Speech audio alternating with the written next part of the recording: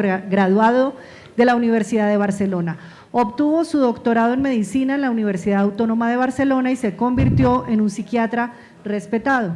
Fue profesor titular de psiquiatría en la misma universidad. Su enfoque se centra en los problemas humanos y la psicopatología. Ha desarrollado un modelo terapéutico denominado modelo de nutrición relacional o teoría de las relaciones básicas. Este enfoque describe los modos de relaciones más comunes en familias que enfrentan patologías graves y situaciones sociales complejas. Ha colaborado con diversos centros de estudios sistémicos a nivel mundial y ha compartido su conocimiento en congresos y seminarios en más de 40 países. Adelante, doctor Juan Luis Linares. Muchas gracias, Alejandra. Gracias. Uy, esto suena muy fuerte, ¿no? ¿Está bien? ¿Sí? Bueno. Gracias a Pisingos y a mis amigos Daniel, Alicia, etcétera, por esta gentil invitación, y gracias a Colombia y a los colombianos por tratarme siempre tan bien y hacerme sentir como en casa. Hay una manera de definir la condición humana que a mí me gusta partir de ella para cualquier reflexión sobre estos temas, y es que somos los humanos primariamente amorosos y secundariamente maltratantes. Creo que es una definición, bueno, estos temas son siempre polémicos, inevitablemente, ¿verdad? Pero creo que es una definición que es plausible y útil. Ciertamente, desde un punto de vista antropológico, arranca de una visión de los orígenes de la humanidad, ¿verdad?, en torno a la primera revolución o fundacional de la condición humana, que sería la bipedestación, cuando los monitos más listos decidieron bajar de los árboles porque allí ya no había suficiente comida, saltando de árbol en árbol, y emprendieron la gloriosa aventura de la bipedestación, que les hizo descubrir el amor. Es toda una historia, no la vamos a describir en detalle, aunque es linda, sin duda. Cambios evolutivos morfológicos, ¿verdad? El esqueleto cambia, se elonga, el cerebro, el cráneo se amplía, el cerebro también, y además la bipedestación permite que se exploren nuevas formas de relación sexual, concretamente la tan injustamente denostada posición del misionero, es decir, postura ventroventral, que yo creo que no se merece el desprecio con que se le ha tratado, porque permite identificar al partener sexual cara a cara, de forma visual, y no como era habitual hasta ese momento, que el macho le caía a la hembra por detrás y, guiado por el olfato, pues se realizaba un sexo anónimo, ¿no?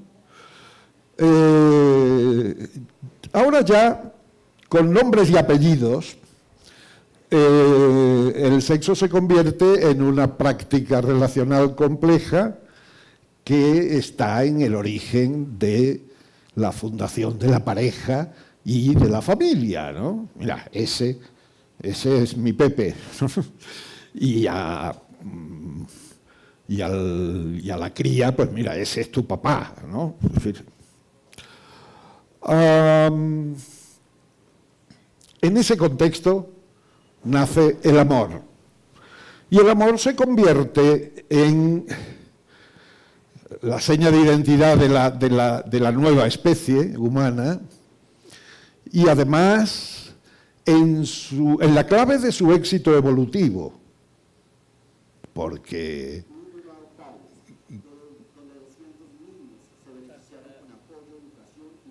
ese no soy yo.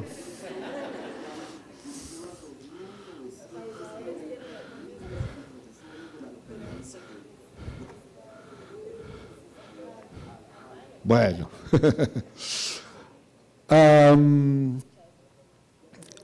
¿Por dónde íbamos? Uy.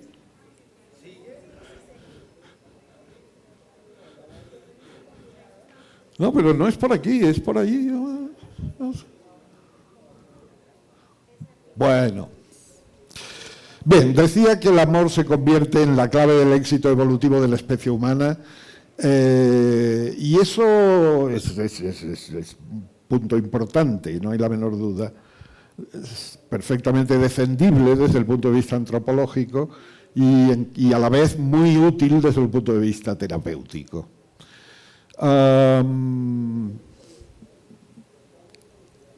Uy.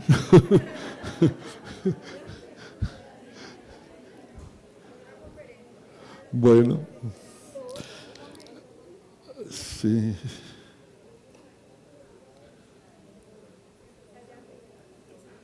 ¿Es de allá arriba? Sí. Bueno.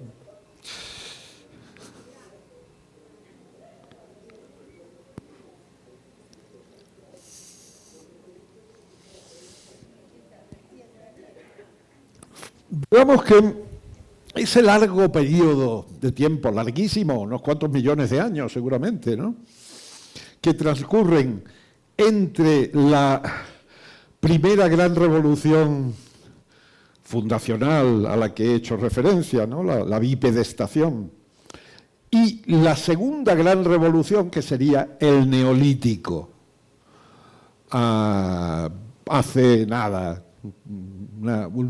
nada en términos evolutivos, 10, 12.000 años.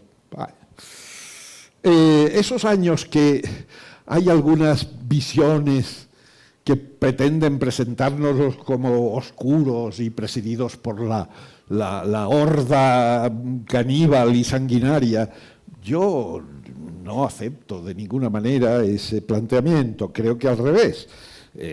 Fue la etapa gloriosa en la que la humanidad alcanzó su condición de especie hegemónica en la naturaleza. Y yo les confieso, prefiero que seamos los humanos la especie hegemónica que no los cocodrilos, o en fin.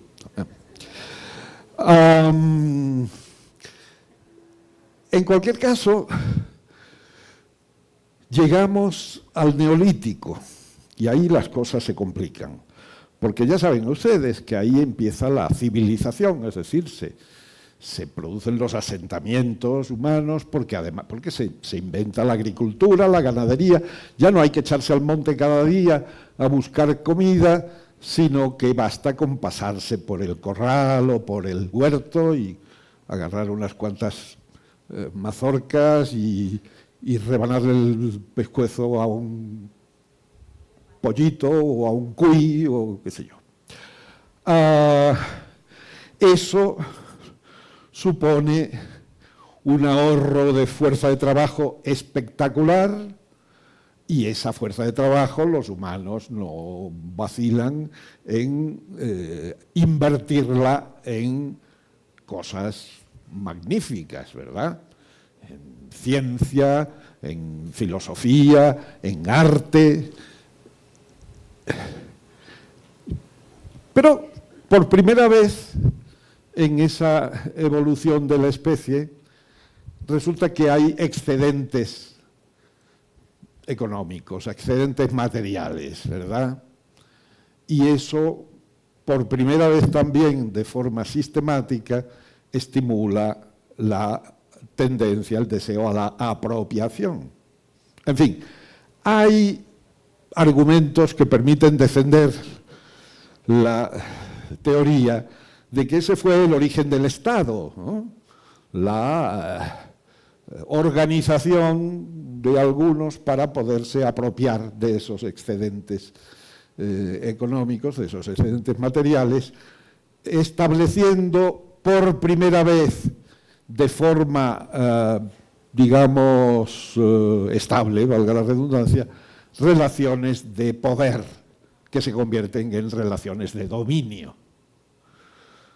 Y desde ese momento, el amor, que ha venido siendo el signo de identidad de la especie, va a verse de una manera ciertamente compleja, interferido por ese poder convertido en dominio. Y ahí va a surgir el maltrato, y ahí va a aparecer entonces esta segunda condición de la naturaleza humana, que es el maltrato. Por eso lo de que somos primariamente amorosos y secundariamente maltratantes. Sabemos que hay teorías que sostienen que ambas están en el mismo nivel lógico, en fin, que ambas, quiero decir, amor y dominio, o amor y maltrato, eros y tánatos, etc. Yo prefiero esta descripción que les estoy haciendo, que, insisto, creo que es sostenible desde el punto de vista antropológico y, desde luego, mucho más interesante y útil desde un punto de vista terapéutico, porque ya nos permite hacer una definición de nuestra actividad terapéutica como la que está encaminada a liberar el amor de las trabas que el poder, el dominio le pone, y hacer que el amor fluya y se convierta en nutrición relacional. En fin, en cualquier caso, este panorama nos permite entender que, dada la complejidad de todo el proceso, haya distintas maneras en que esa interferencia del amor por el poder puede producirse, y por tanto distintas modalidades de maltrato. Ya les adelanto que cuando hablo de maltrato así con mayúsculas, estoy hablando de maltrato psicológico, y este es un matiz importante en el que quiero detenerme un momento. Desgraciadamente, no sé si los medios o nosotros, profesionales, terapeutas, en fin, en cualquier caso, hay una especie de acuerdo en darle al maltrato físico la mayor importancia y considerar al maltrato psicológico como un apéndice menor. Para mí eso es una confusión lamentable, que no atina con una visión adecuada de lo que es el maltrato psicológico. Se suele banalizar el maltrato psicológico considerándolo así como una especie de apéndice menor del físico, cuando la sangre no llega al río, digamos, ¿no? Cuando solo hay gritos, amenazas, insultos, bueno, en fin. No, por favor, eso no es el maltrato psicológico. Eso puede ser un anticipo, un anuncio de maltrato físico. Te voy a matar, y te mato. Bueno. O bien puede ser una banalidad. Mira, como no vengas a comer, que está la comida enfriándose, te voy a matar. Tiene la menor importancia. El maltrato psicológico es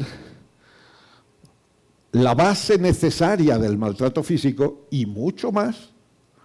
El maltrato psicológico es un conjunto de pautas relacionales que amenazan la estabilidad psicológica e incluso eventualmente física, pero desde luego psicológica, del sujeto. Pautas relacionales disfuncionales, eso es el maltrato psicológico, no una palabrita más alta que otra.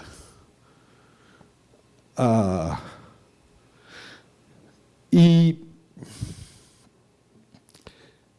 esas pautas relacionales disfuncionales son tan importantes que fíjense ustedes, el maltrato físico, un niño golpeado, generalmente presenta pues unas lesiones menores, pueden ser unas escoriaciones, unos hematomas, en fin, tal. Si se los ha hecho cayéndose de la bicicleta o peleándose con un igual, nadie le da la menor importancia. Lo que le confiere importancia es que se los haya hecho alguien que tendría que cuidarlo, ¿verdad? Por tanto, la pauta relacional subyacente. Y no digamos el abuso sexual.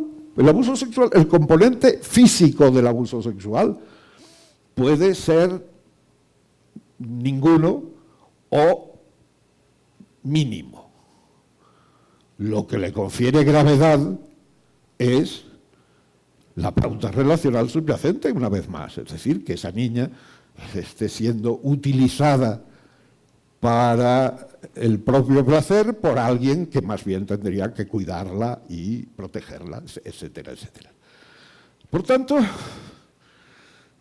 yo insisto mucho en esta visión del maltrato psicológico y recomiendo vivamente que la adopten.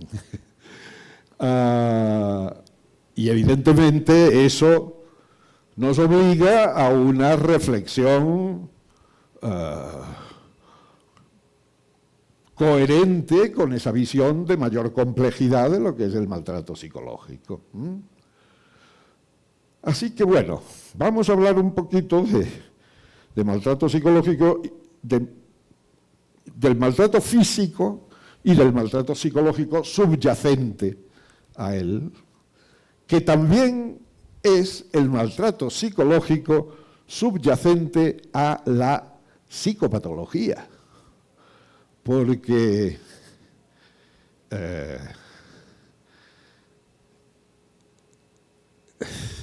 muchas veces se ha especulado con, yo he oído infinidad de especulaciones al respecto, ¿no? Qué sé yo, si el abuso sexual es parte de la etiología del trastorno límite de personalidad, en fin, este tipo de propuestas, y yo creo que son planteamientos erróneos. Yo creo que tanto la patología como el maltrato físico tienen en común unas bases relacionales disfuncionales que son el maltrato psicológico.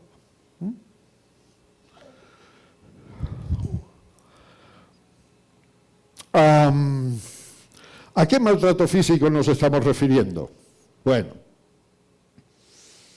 hay un acuerdo bastante extendido, ¿verdad?, en que las principales modalidades de maltrato físico son la violencia y la negligencia. Bueno, y dentro de la violencia física y la violencia sexual. Entonces tendríamos esas tres grandes modalidades de maltrato físico. Yo me he permitido modestamente añadir una cuarta. Hablo de violencia y negligencia, pero dentro de la violencia, violencia pasiva y violencia activa. Y dentro de la violencia activa, violencia física y violencia sexual, ¿no? Pero tendríamos esta cuarta modalidad que, ya digo, es de mi responsabilidad, que sería la violencia pasiva. Vamos a hablar un poquito de cada una de estas variantes y vamos a relacionarlas ciertamente con las modalidades subyacentes de maltrato psicológico. Bueno, la violencia activa física, pues ya saben ustedes, son pautas relacionales que comportan lesiones, digamos, y ataques a la integridad física de un sujeto, con mayor o menor gravedad de esas lesiones. En cuanto a la violencia sexual, pues tampoco requiere un mayor esfuerzo por definirlo, ¿verdad? Cualquier práctica sexual no consentida, impuesta siempre de una manera compleja, porque puede ser, por supuesto, a través de una seducción ilegítima, ¿verdad? De una seducción inadecuada. Pero ambas modalidades tienen en común el hecho de que se presentan en contextos relacionales triangulados. Y esto es ya entrar en el terreno del maltrato psicológico, porque la triangulación es una de las grandes modalidades de maltrato psicológico. ¿Qué es triangular?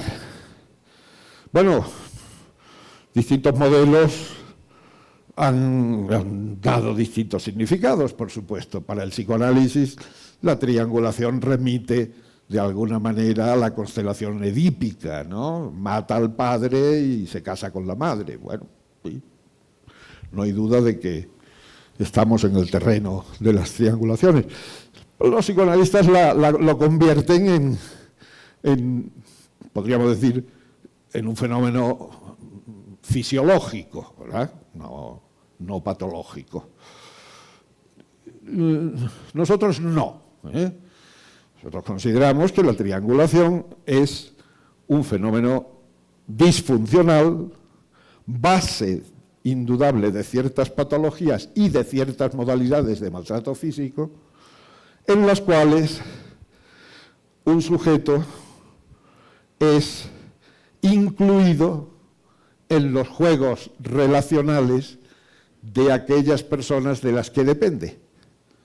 Generalmente los padres, generalmente dos, pero eso de dos es también relativo.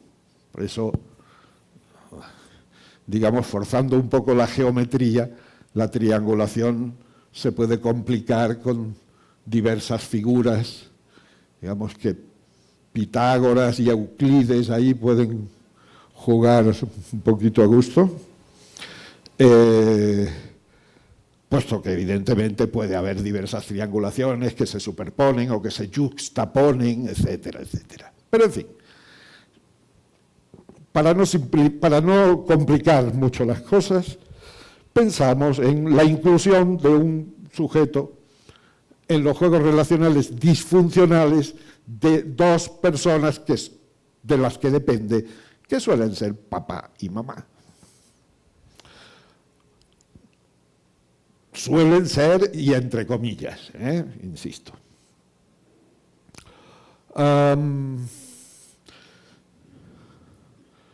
Yo tuve un paciente, psicótico, por cierto, pobrecito, muy triangulado, pero triangulado entre mamá y el confesor padre espiritual de mamá, que no era para nada su papá biológico y que tampoco tenía, digamos, una relación sentimental con mamá. Era su confesor, pero era una figura extraordinariamente influyente.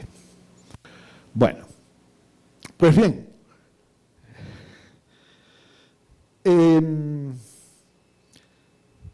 la violencia activa física suele encontrarse en forma, digamos, específica en situaciones relacionales trianguladas, con triangulaciones de las que nosotros llamamos triangulaciones manipulatorias,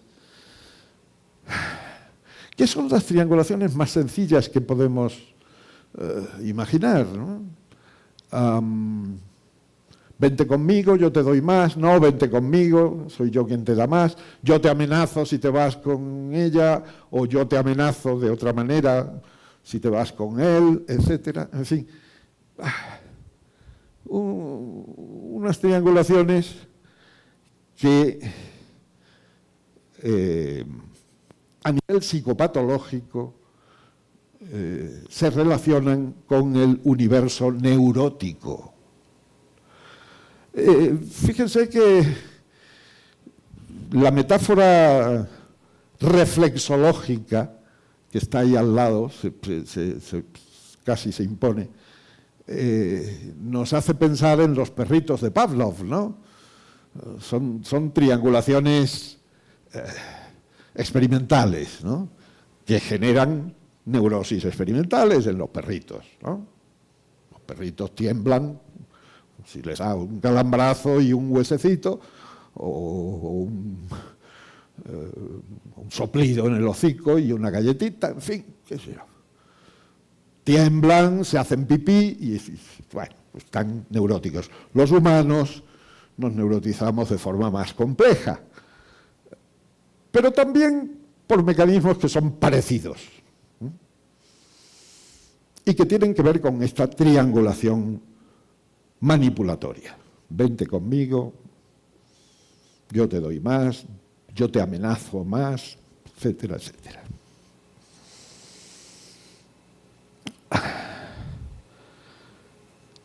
La violencia sexual, la violencia activa sexual, también se encuentra en contextos triangulados, generalmente. Y hablo de situaciones relacionalmente específicas, ¿eh? Porque, ojo, claro, la violencia sexual puede ser, primero, puede ser extrafamiliar, esa no nos interesa hoy.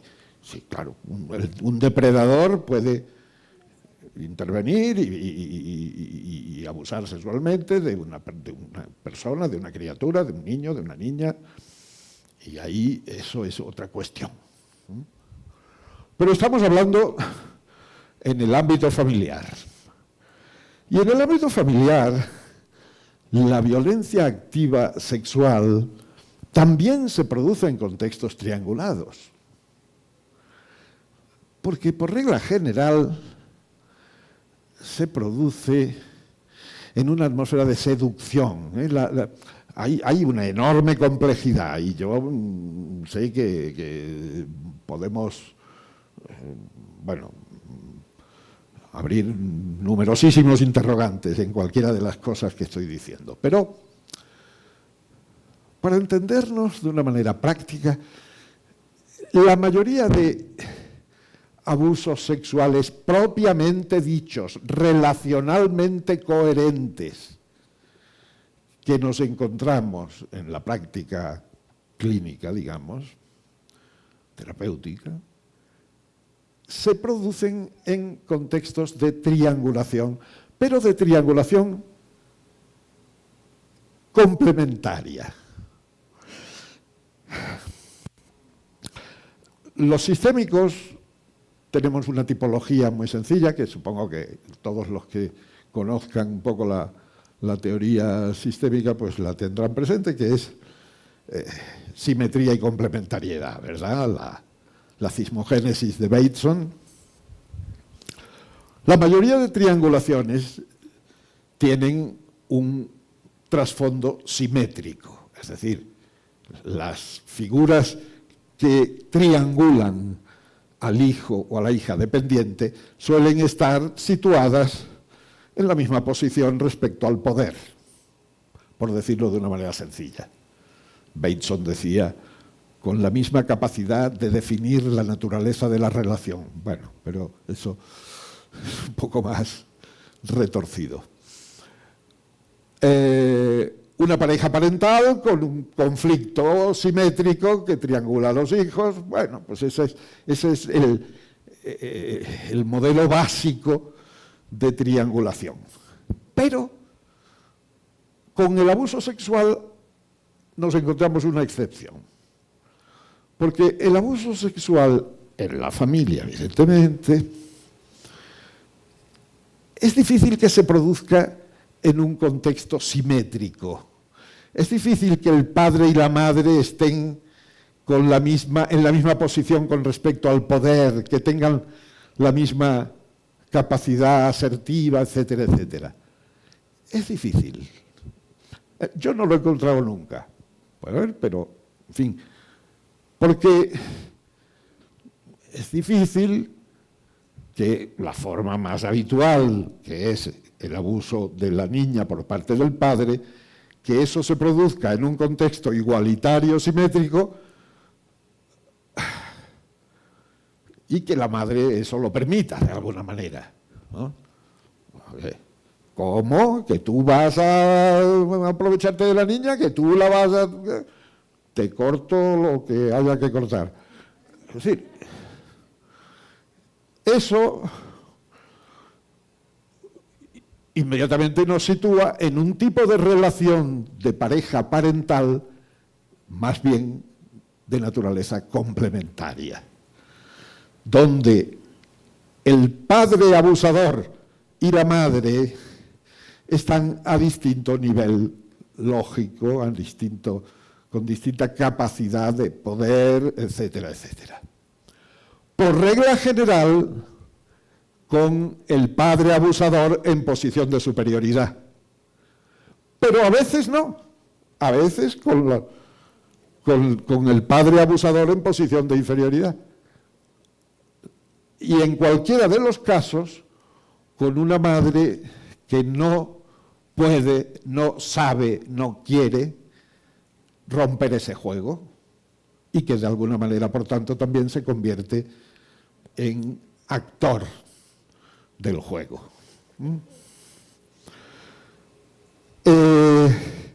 Esa es lo que yo llamo la triangulación complementaria, que considero bastante característica de la violencia activa sexual.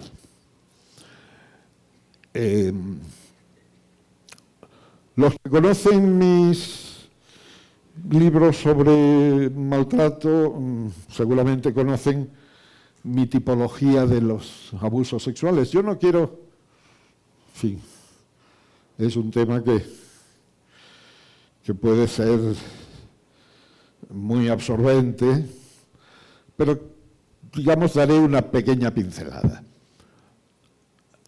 Los casos más frecuentes, como decía, son aquellos en los que el padre abusador está en posición complementaria superior.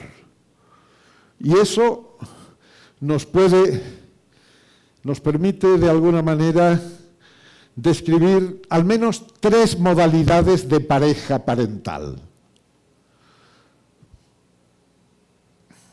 Antes de entrar en esto voy a hacer una pequeña nota a pie de página. Estoy hablando de violencia activa física y de violencia activa sexual con pautas específicas relacionales subyacentes. Porque hay eventualmente episodios de violencia activa física y de violencia activa sexual que no necesitan una pauta relacional específica y que se pueden dar, y que de hecho se dan, y a veces seguramente con más frecuencia, en familias caóticas, en familias desorganizadas, en familias multiproblemáticas, que son de otro orden completamente distinto y al que haremos referencia más adelante. No hay que confundir nunca eso.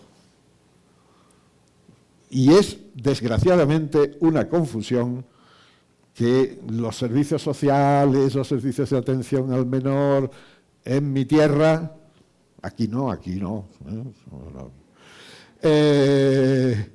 pues cometen con frecuencia, porque hay los protocolos, malditos protocolos, y los protocolos dicen que tal, ¿no? Bueno, pues con protocolos y sin protocolos, es importantísimo que tengan ustedes presente la importancia de esa diferenciación. Violencia activa sexual o física,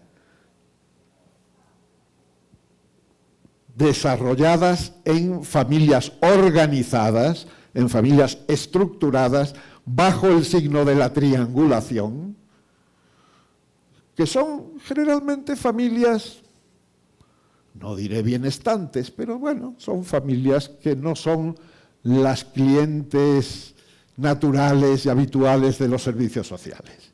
Y en cambio, episodios de violencia física, episodios de violencia sexual, eventualmente en familias caóticas, desorganizadas, multiproblemáticas, que sí son los clientes habituales de los servicios sociales, pero que presentan como rasgos estructurales característicos el caos y la desorganización, no el abuso sexual ni la violencia física, que son, repito, episodios eventuales.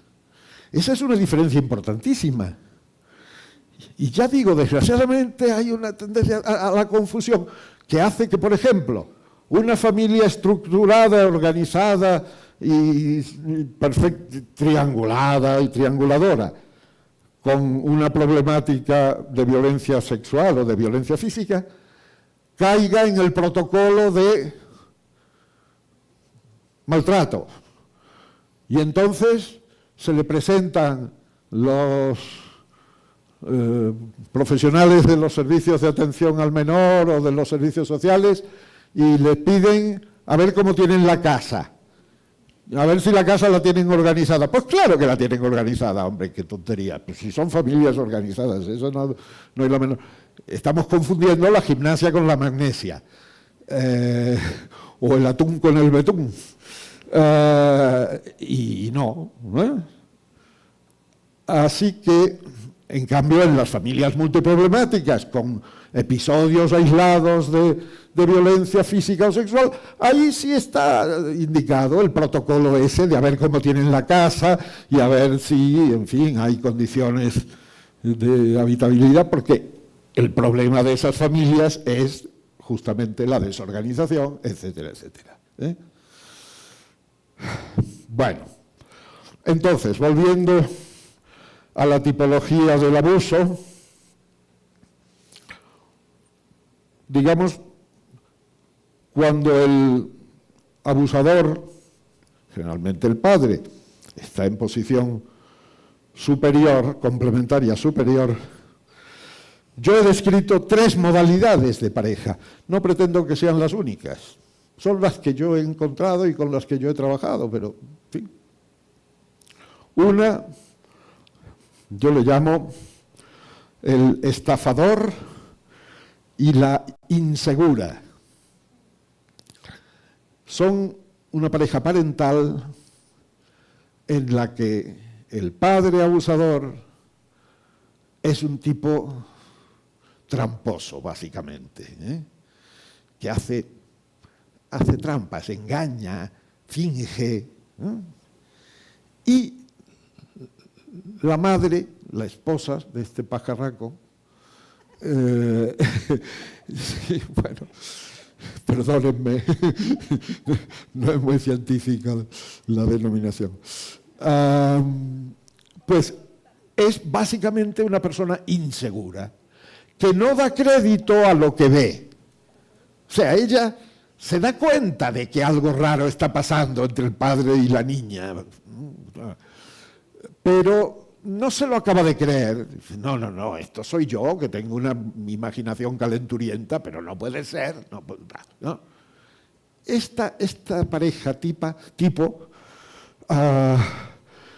digamos que es la de mejor pronóstico, porque cuando esta mujer se da cuenta de que sí, de que era verdad, que había algo raro y que estaba pasando, pues generalmente toma una posición activa y útil para un proceso terapéutico y ayuda, protege a la niña y cambia, y etcétera. ¿No? Entonces, este es un caso, digamos, de bastante buen pronóstico. Hay otra modalidad con el padre abusador en posición de superioridad, que es la que podemos llamar el omnipotente y la dependiente. Es una pareja en la que hay tal grado de dependencia entre padre y madre que que la madre no es capaz de defender a la hija, lo ve, lo intuye, de alguna manera se da cuenta. Hay muchas maneras de darse cuenta de las cosas, no hay una única, ¿verdad? Estas mujeres que son tan dependientes del tipo del hombre abusador, pues no pueden, no saben y entonces son incapaces. Son los típicos casos en los que la niña, al llegar a la adolescencia, por ejemplo, se lo dice a la madre y la madre hace oídos sordos. Y bueno, pues allí digamos que el pronóstico se ensombrece, ¿no? Pero vaya, son casos bastante frecuentes y realmente, bueno, también la terapia puede dar resultados. Por último, el tercer tipo con el abusador en posición de superioridad es a que yo llamo el vampiro y la zombie. Que ya con esas denominaciones se pueden ustedes imaginar que el pronóstico no es muy bueno, que digamos, ¿no? Es cuando el padre abusador prácticamente delira. Son estos que dicen, cuando se ven descubiertos y tal, dicen, sí, claro, es que ¿quién mejor que yo para enseñarle a mi hija los misterios del sexo? Yo quiero lo mejor para ella y en cambio cualquier otro que se le acerque le va a hacer daño, de manera que, pues sí, en fin, este tipo de personajes. Y la zombie, pobrecita, ya no es solo dependiente como la anterior, es que tiene una autoimagen tan destruida que no se siente siquiera que merezca estar junto a ese hombre vampiro súper poderoso, y lamentablemente a veces es ella misma la que mete a la niña en la cama del padre, porque diciendo así haremos, así ya somos dignas, ¿no? Algo de este tipo.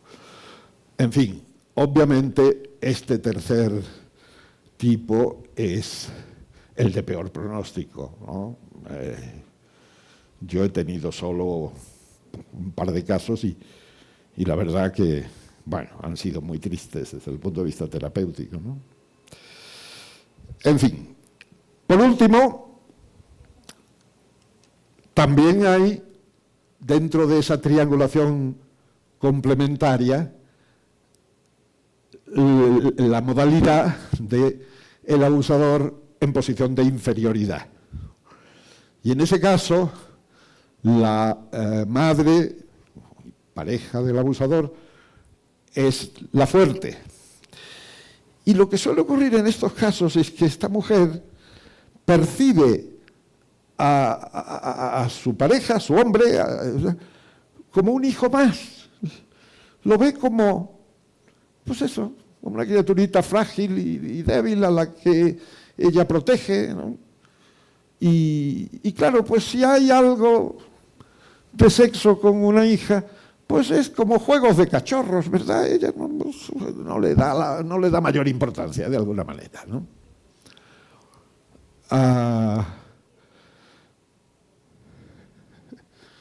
Bueno, esa modalidad también puede tener diversos grados de gravedad, ¿eh? Esto es algo que a mí me ha costado polémicas muy desagradables para mí. Espero que no se repitan hoy. Me llevaría un disgusto. Sí, porque cuando he dicho diversos grados de gravedad, ha habido quien se me ha rebotado diciendo todos los casos son de la máxima gravedad. No, mire usted, no. Ningún fenómeno humano, si pensamos en términos diabólicos, sí. El diablo siempre es el diablo, siempre es lo más malo imaginable. Pero en los fenómenos humanos, no. En los fenómenos humanos tenemos siempre diversos grados de gravedad. Y por supuesto en eso además hay acuerdo entre los que se han ocupado de estos temas en describir pautas, en fin. Les cuento, ya que No les voy a contar ejemplos de todas las variantes porque no tendríamos tiempo, pero les cuento un ejemplo de estos. Una chica que era una pareja que ya físicamente eran una metáfora de ese tipo, con la madre en posición de superioridad y el padre en posición de inferioridad. Porque ella era una mujer grande, robusta, fuerte, y él era un hombrecito así, muy chiquito. Entonces ya los veías. Bueno, la historia de esa pareja era que esta mujer, que se sentía poco agraciada y en su familia pues también la consideraban como que, bueno, pues no se iba a casar y tal, bueno, en fin, cosas. Encontró a este hombre prácticamente en una cuneta en el camino, borracho y hecho un desastre, ¿no? Era una basurita humana. Y ella lo prohijó, lo cuidó, hizo que dejara de beber, en fin, lo curó, realmente lo curó. Y además eso le sirvió a ella para rehabilitarse ante su propia familia, porque, con que no me iba a casar, con que no iba a tener pareja, pues ahí tenéis, ¿no? Sí que la tengo. Y bueno, se emparejaron y tuvieron 2 hijas. Cuando yo tuve acceso a este caso por una derivación desde la escuela, lo que estaba pasando era lo siguiente. Esta mujer trabajaba de sol a sol en una fábrica lejana donde tenía que ir, se pasaba todo el día fuera, y él, en cambio, era barrendero en el pueblo donde vivían, cerca de Barcelona, y por tanto vivía allí en casa, prácticamente junto a las niñas, ¿no? Y pocos meses antes de que yo tomara contacto con el caso, había empezado una pauta ciertamente inquietante, que consistía en que a mediodía, cuando el padre se quedaba solo con la chica mayor, le proponía jugar a hacerse cosquillas. Y entonces jugaban, se echaban en la cama y jugaban a hacerse cosquillas. No había habido genitalidad ni oralidad, eran cosquillas. Pero la chica también, que ya tenía 15 años, por cierto, así que no era una criaturita, ya sabía un poco más de la vida, pues se había dado cuenta de que luego el padre se metía en el cuarto de baño, bueno, en fin. Esto, ella lo habló, se lo contó a unas compañeras, las compañeras se lo contaron a la maestra se lo contó a la psicóloga escolar se lo contó la unidad psicopedagógica, en fin. Y ellos fueron los que me derivaron el caso.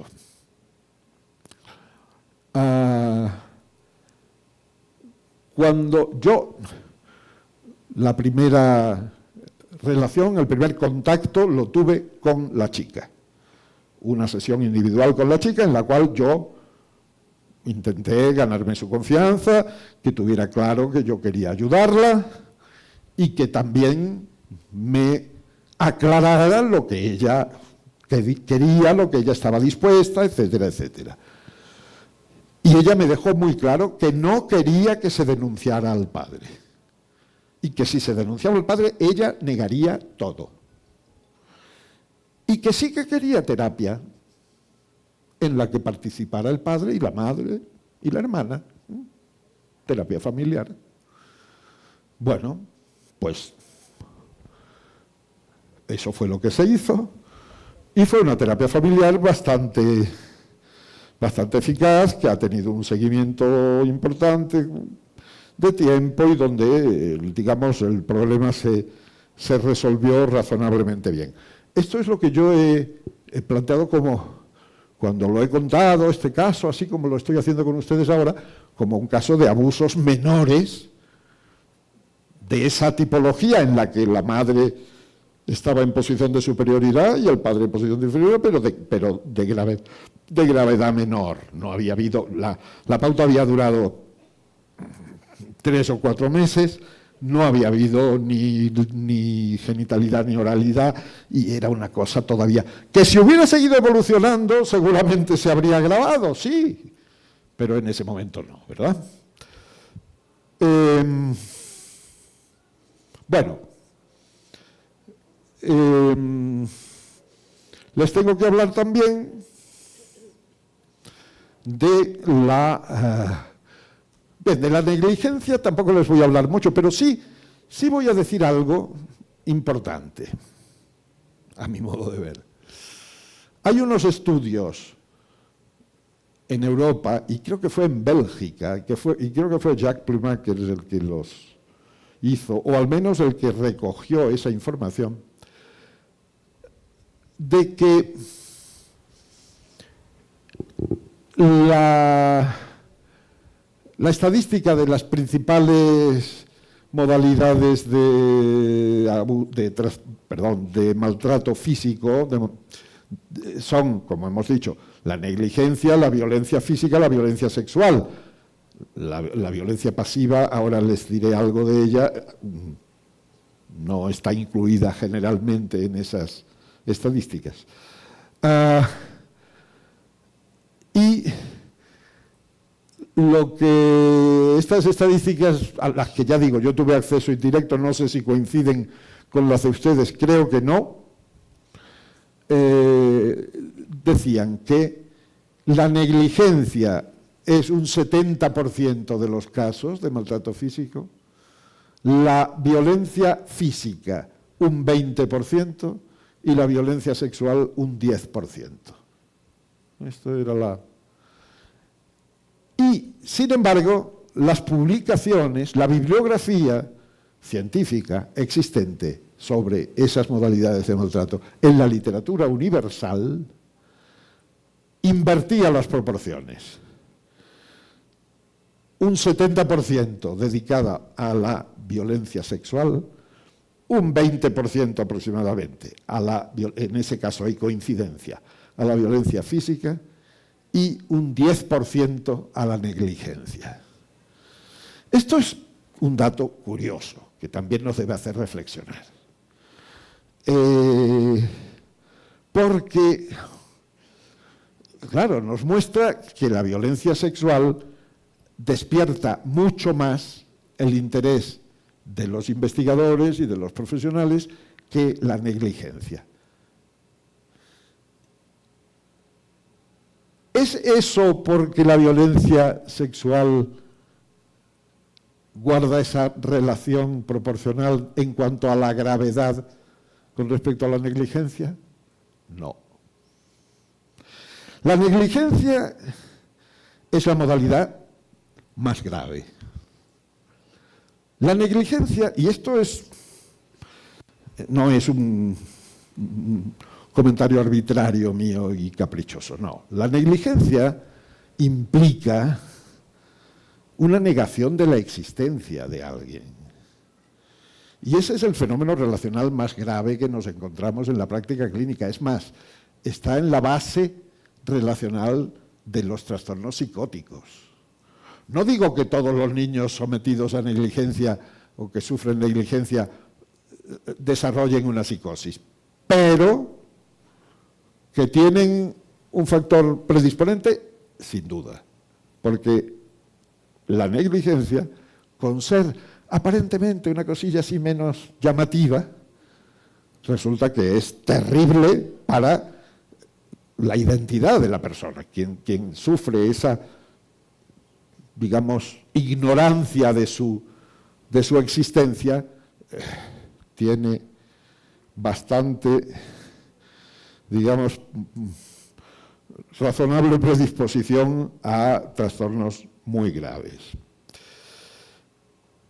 Eso no quiere decir que el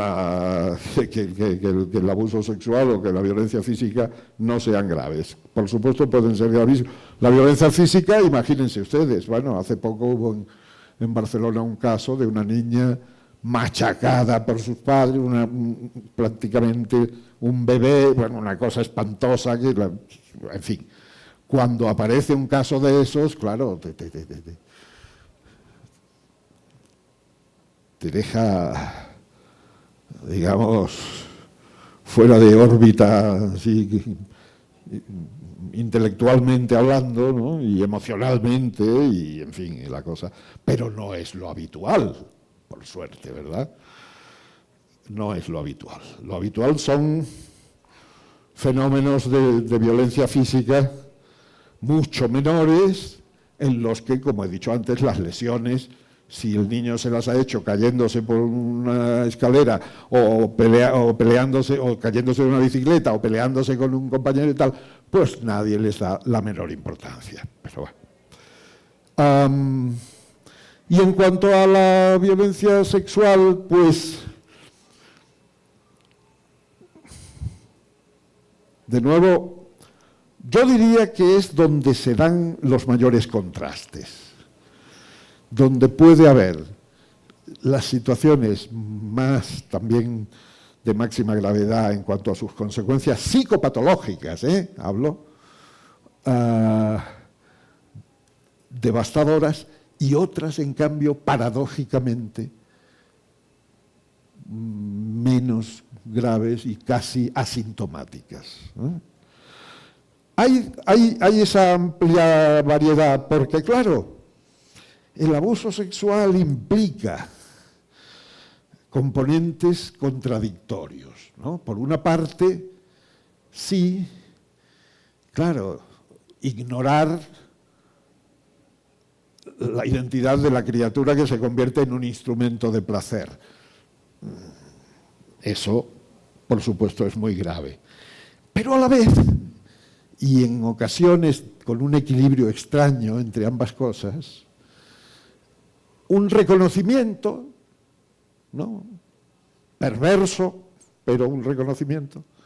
Eres mi princesa, eres lo más importante para mí, que no se entere mamá, que no se entere nadie, pero tú eres lo máximo. Es decir, cosas que ejercen una influencia, ya digo, ambigua, compleja y que admite combinaciones varias en cuanto a sus consecuencias. Bueno, he dicho de la negligencia, eso, que es la variante potencialmente más grave y que además puede incorporar episodios de violencia física y de violencia sexual y de violencia pasiva, por supuesto, de la cual hablaré a continuación.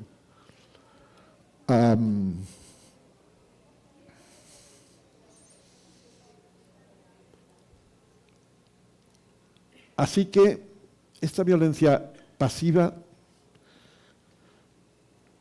¿cómo lo podemos entender? Pues sí, miren, es el fenómeno que ocurre en familias organizadas, pero que fracasan en la protección. Esto ocurre, y ocurre con bastante frecuencia. Al fracasar en la protección, no es la propia familia nuclear la que protagoniza el maltrato, sino que deja la puerta abierta a que un agente externo sea quien lo realice, ¿verdad? Y ese agente externo, con mucha frecuencia, es un miembro de la familia extensa, un abuelo, un tío, un cuñado, tal, en fin, o un vecino, en fin, personas cercanas. No hablo del depredador puro, porque el depredador puro es un accidente. Mira, si te ataca un león, pues, en fin, mala suerte, pero eso no tiene que ver con la estructura familiar en que vives, ¿no? Pero si el ataque es resultado de una desprotección, entonces ya sí. Y eso es lo que ocurre en esto que estoy describiendo como violencia pasiva.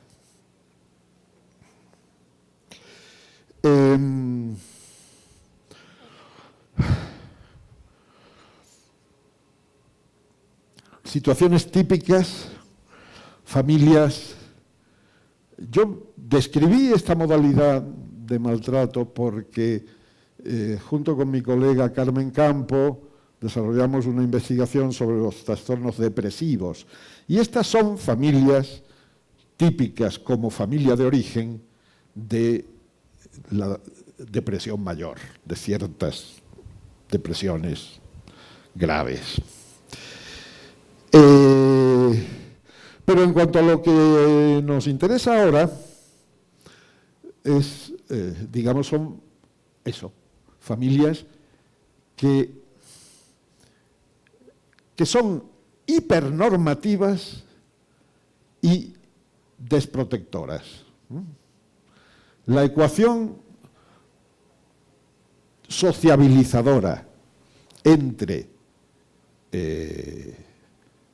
protección y normatividad está desequilibrada a favor de la normatividad. Son familias muy normativas de lo que hay que hacer y de cómo, ¿sabes? Los niños estarán perfectamente vestidos y perfectamente alimentados, es decir, ese tipo de cosas no van a fracasar. Pero la protección sí. Y entonces, ya digo, son familias que dejan la puerta abierta a que un depredadorcito, entre comillas, cercano, se cuele y ejerza su acción maltratante. Puede haber violencia pasiva física también y violencia pasiva sexual. Os pongo un ejemplo rápido. Violencia pasiva física, un chico que tuve en terapia con su familia, que durante un par de años había estado siendo objeto de bullying sin que los padres se enteraran. El niño iba del colegio a casa por la tarde y una panda de iguales, un poco mayorcitos, lo interceptaban y lo torturaban un rato. Jugaban con él a torturarlo un rato y luego el chico volvía a casa. Y los padres tardaron casi 2 años en darse cuenta de que eso estaba pasando. Y era una familia impecable desde el punto de vista social, gente bienestante, profesionales los dos, muy ocupados los dos, ¿no? Bueno, la verdad es que cuando se dieron cuenta reaccionaron bien, buscaron terapia y se pudo hacer un proceso de reparación y la cosa funcionó bastante bien. Pero claro, bueno, es claramente un indicativo, ¿no? Y de violencia sexual, pues también hay infinidad de casos en los que la niña se queja de que, bueno, se queja cuando ya lleva ocurriendo a lo mejor X tiempo, de que el tío tal me toca, el tío tal me busca, el tío...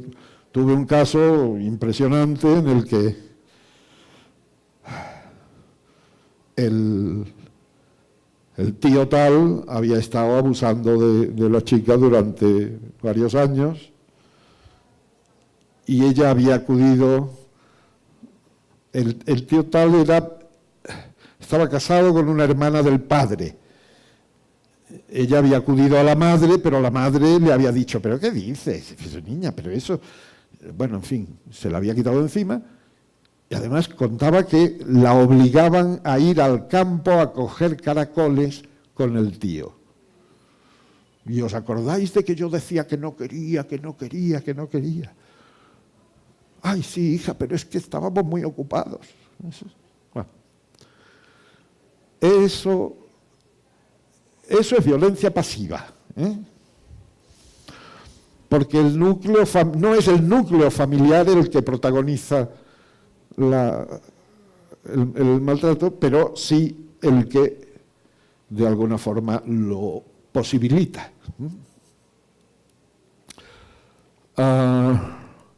Bueno, en cuanto a las pautas relacionales de maltrato psicológico subyacentes a estas pautas de maltrato físico que acabo de repasar muy someramente, pues ya os he dicho, ya os he hablado de unas, las triangulaciones, pero en mi modelo hay otras dos, que son las deprivaciones y las caotizaciones. Si tomamos como referencia la parentalidad y la conyugalidad, es decir, el ejercicio de las funciones parentales por parte de las figuras a las que les toca ejercer esas funciones parentales, a eso le llamamos la parentalidad, y la forma como se relacionan entre sí esas figuras le llamamos conyugalidad. Que por cierto, conyugalidad y postconyugalidad, porque claro, hoy día tenemos que tener en cuenta que el 50% de las parejas se separan. Entonces, cuando tienen hijos, ahí sigue habiendo una ecuación que incluye cómo se llevan esos padres que están separados. Pueden llevarse peor que antes de separarse, pero también puede ocurrir que se lleven mejor que antes de separarse, o que no haya diferencia, en fin. En cualquier caso, eso que yo llamo la postconyugalidad entra dentro de esta ecuación relacional que incluye también la parentalidad, ¿no? Y de la combinación de estas dos dimensiones es de donde surgen estos tres grandes tipos, estas tres grandes modalidades de maltrato psicológico. Triangulaciones. Las triangulaciones se caracterizan por una parentalidad primariamente conservada, es decir, unos padres que se interesan por sus hijos, pero cuya parentalidad se ve secundariamente deteriorada por la incidencia de una conyugalidad disarmónica. Ay, quiero a mis hijos con locura, qué lindos son, qué maravillosos, pero los quiero, pero que no se le acerque esa vaca burra o que no se le acerque ese impresentable. Bueno, pues ahí ya la fastidiamos, porque eso se convierte en un deterioro secundario de la parentalidad y ese es el caldo de cultivo de la triangulación, ¿no?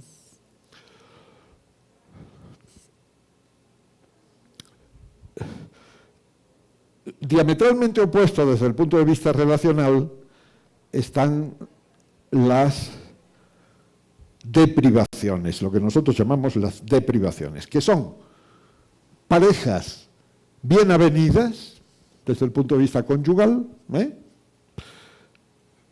tanto conyugal como postconyugal, pero que en cambio fracasan en el ejercicio primario de las funciones parentales, es decir, con una parentalidad primariamente deteriorada.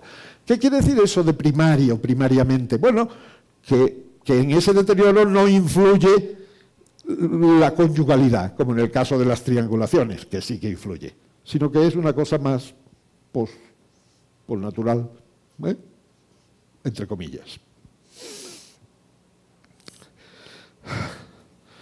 Perdonen, pero es que de pronto el oxígeno de Bogotá me traiciona un poquito. Con permiso, voy a beber un poco de agua.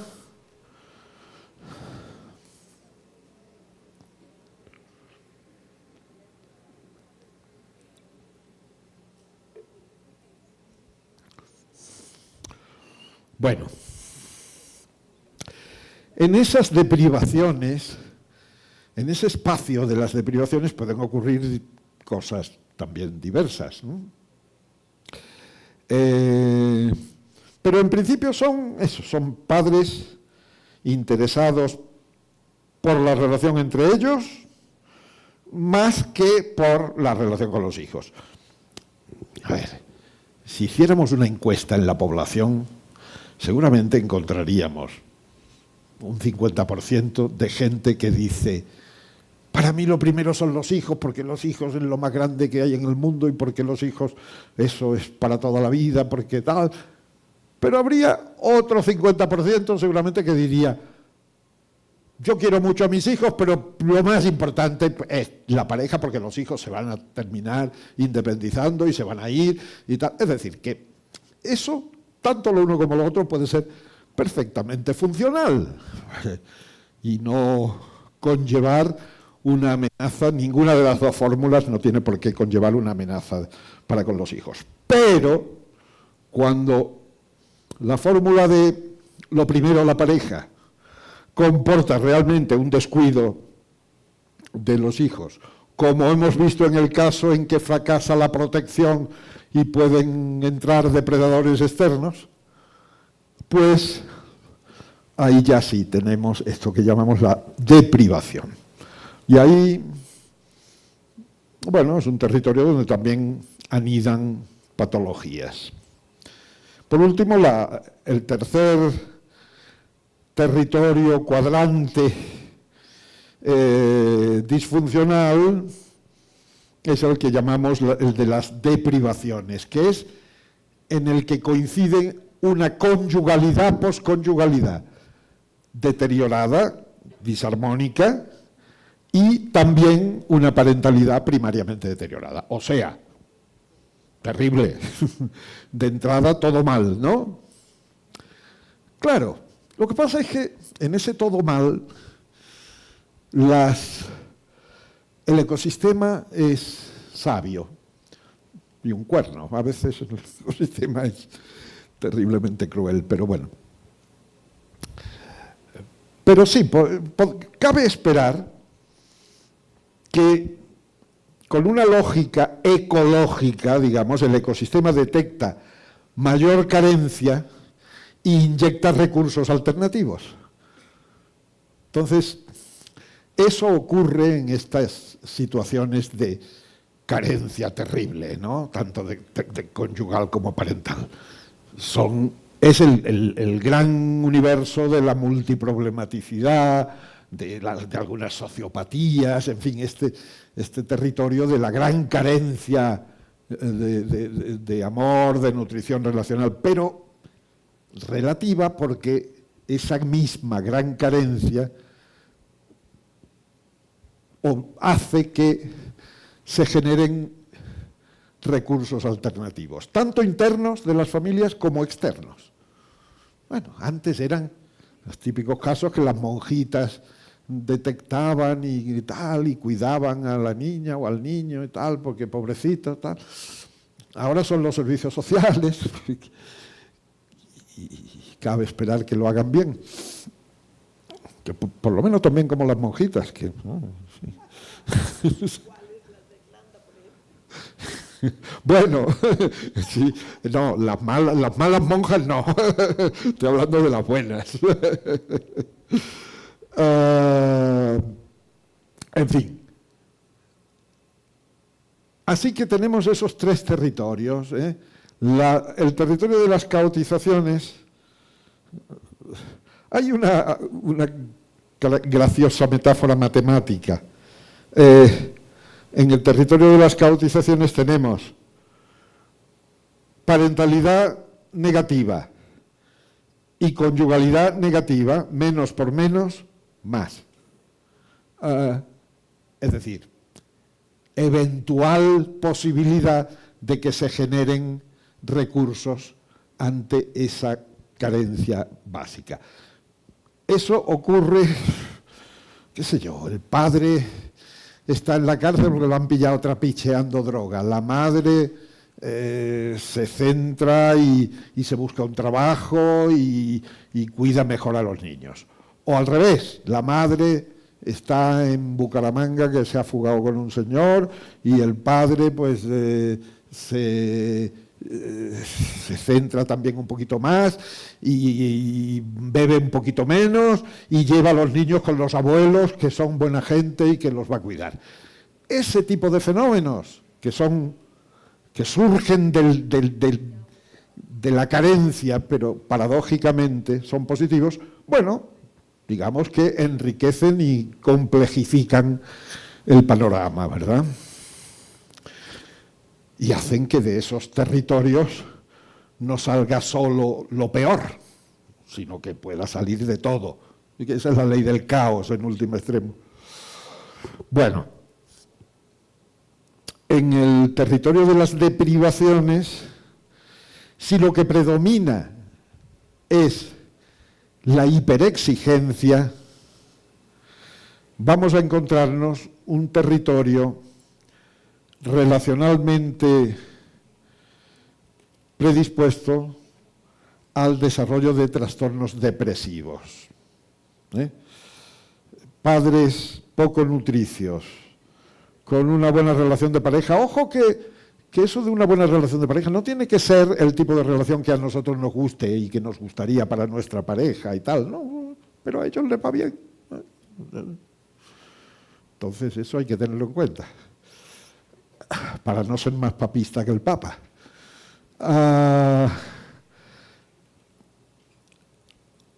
En cambio, si lo que predomina es el rechazo, vamos a encontrarnos un terreno abonado para el desarrollo de trastorno límite. O sea, el substrato relacional desde estos criterios, desde estos puntos de vista, de la depresión mayor es la deprivación con hiperexigencia y descalificación. Esta niña no da la talla, no, tal, bueno, en fin, la queremos, está bien, sí, es nuestra niña, la cuidamos y tal, pero no da la talla. Descalificación. En cambio, el rechazo, pues, tiene un poco las mismas premisas básicas, pero en vez de hiperexigencia, pues eso, hay un caso que tuve, que siempre cuento porque es un poco pintoresco, unos padres que vinieron con un adolescente quinceañero y el padre, nada más empezar la sesión, me dice: doctor, a los 3 meses ya era un delincuente. Sí, sí, tal cual. Y yo me quedé así con los ojos como platos, porque además yo hago así un poco de teatro siempre, me gusta. Entonces, sí, díganme, ¿cómo es posible? Doctor, tenía usted que ver cómo escupía el chupete. O sea, y cómo se desabrigaba con la sabanita, me daba unas patadas, un delincuente. En fin. Claro, este niño, Angelito, había crecido bajo esa pauta relacional, ya desde los 3 meses, percibido como un delincuente, pues claro, a los 15 años, digamos que se acercaba más a la condición de delincuente. Bueno. Por último, antes de que demos paso al coloquio, que será un placer, añadir algo a propósito de las triangulaciones y de un tema que esta mañana se ha tocado y que es un tema candente. El tema del supuesto síndrome de alienación parental que el infame Gardner describió con suerte dispar, ¿no? Ha tenido partidarios y detractores. Yo sé que aquí somos todos prácticamente detractores. Yo he escrito un libro que se llama Prácticas alienadoras familiares, el síndrome de alienación parental reformulado. Si hubiera escrito ese libro después de haber venido esta vez a Bogotá, seguramente habría modificado el título, porque las colegas me han enseñado cosas interesantes sobre esas denominaciones que yo incorporo con mucho gusto. Pero el libro está escrito ya, ¿qué le vamos a hacer? Lo que hacemos es redefinir un poquito las palabras. Tachamos lo de alienación. Es verdad que podía perfectamente haber dicho prácticas manipulatorias familiares.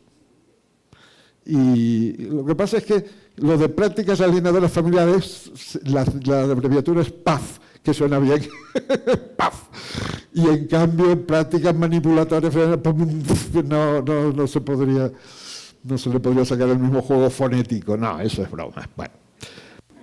No, es verdad que la objeción a la palabra alienación, alienadora, es sensata y yo la incorporo con mucho gusto. Pero bueno, en cuanto al contenido, mi crítica al síndrome de alienación parental es total.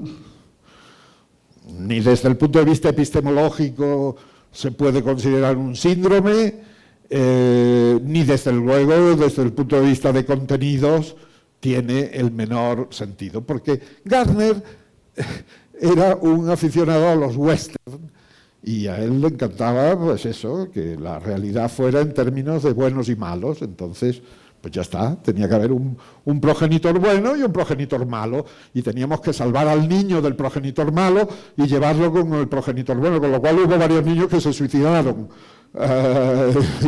Y los jueces... Y claro, los jueces se hicieron cómplices de eso porque picaron el anzuelo de Gardner en alguna ocasión. En fin, en cualquier caso, lo que yo sostengo es que el fenómeno existe. Es decir, un fenómeno, estamos hablando de un fenómeno de un rechazo de un progenitor por parte de un niño o de unos niños sin que haya un motivo proporcionado en cuanto a una pauta de maltrato obvia, evidente, obvia, real, presente. Porque si hay un motivo de maltrato, cambia el escenario y nos vamos a otro sitio, ¿no? Ya no es el asunto, ¿no? Pero cuando no hay ese maltrato y el niño rechaza a un progenitor de una manera que llega a ser tremenda, pues ahí sí, ahí estamos en ese territorio de lo que podemos llamar prácticas manipulatorias familiares, que, como decía el gallego de la fábula, las brujas no existen, pero a verlas, haylas.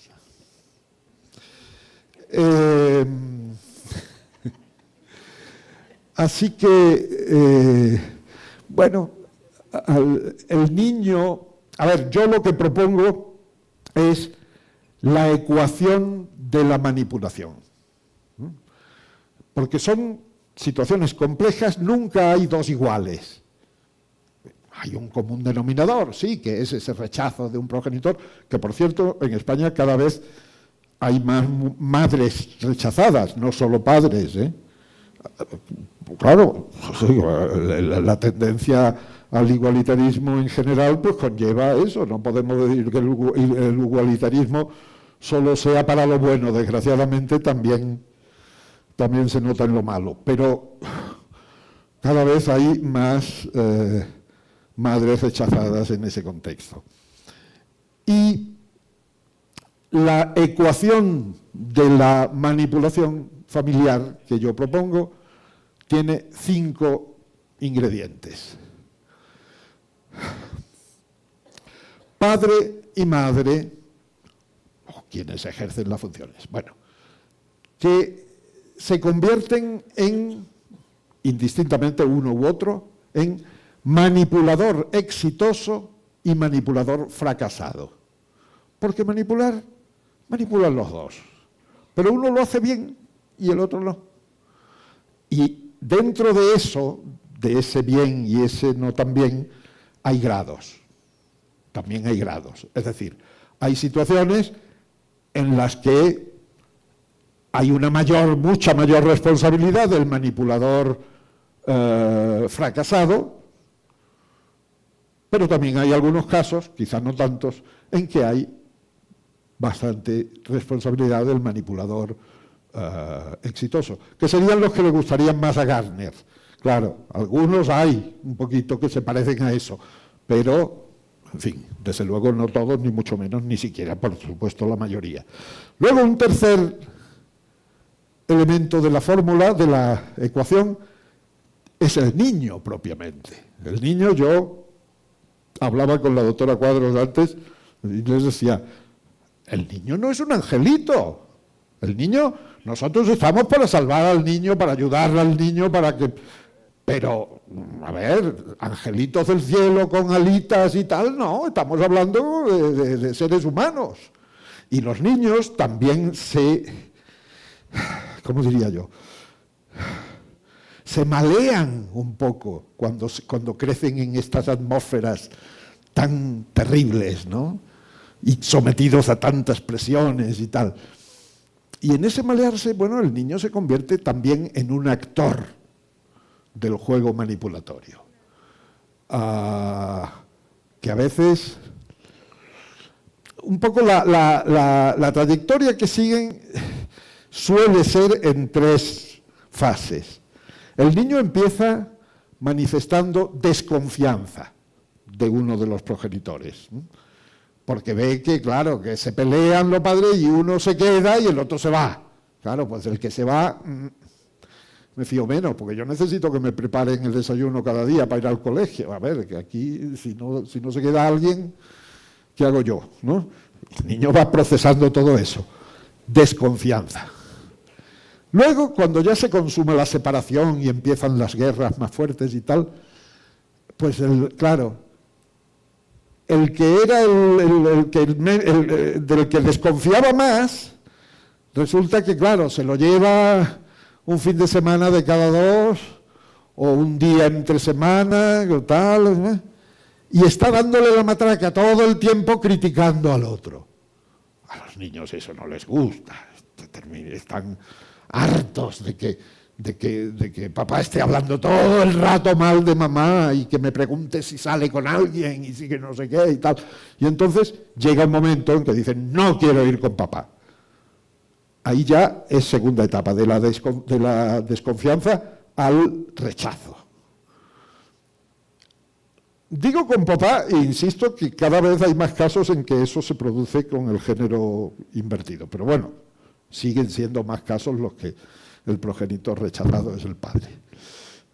Y por último entran en la tercera etapa, que es bastante ingrata para terapeutas, que es cuando el niño ya,